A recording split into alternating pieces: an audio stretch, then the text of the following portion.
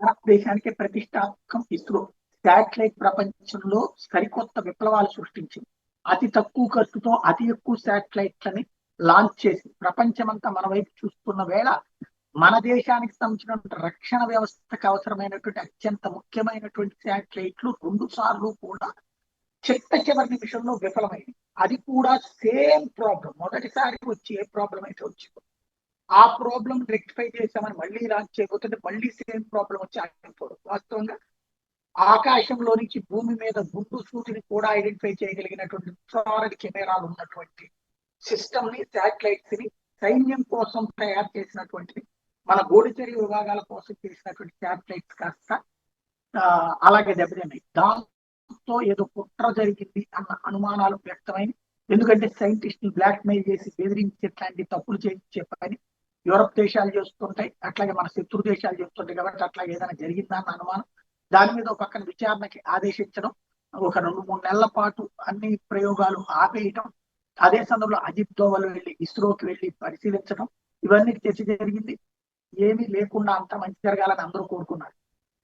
అయితే తాజాగా మాజీ ఇస్రో సైంటిస్ట్ చేసిన వీడియో సంచలనం సృష్టిస్తోంది.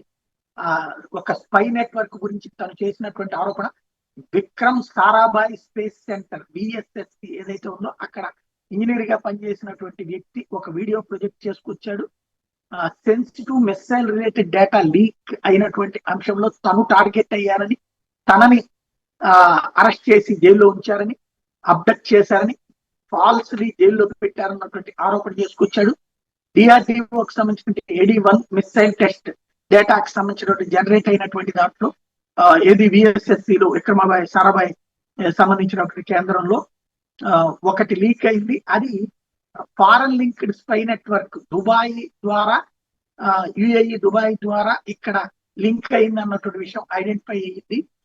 ఆ కారణంగా తనని జైల్లో పెట్టి నిర్బంధించారు అన్నటువంటి వాదన తెర మీద తీసుకొచ్చాడు.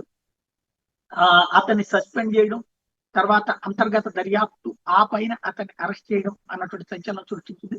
నేను కూడా నమ్మి నారాయణ లాగా మోసపోయాను, బాధితున్నయ్యాను, నాకేం సంబంధం లేదు, ఇండిపెండెంట్ NIA లెవెల్ ఇన్వెస్టిగేషన్ తప్పుది అన్నటువంటి నివేదిక రావడంతో నన్ను అరెస్ట్ చేశారు అన్నటువంటి ఆరోపణ చేసుకొచ్చారు. బట్ దీని మీద ఇంకా NIA గాని ఇటు ప్రభుత్వం గాని స్పందించలేదు.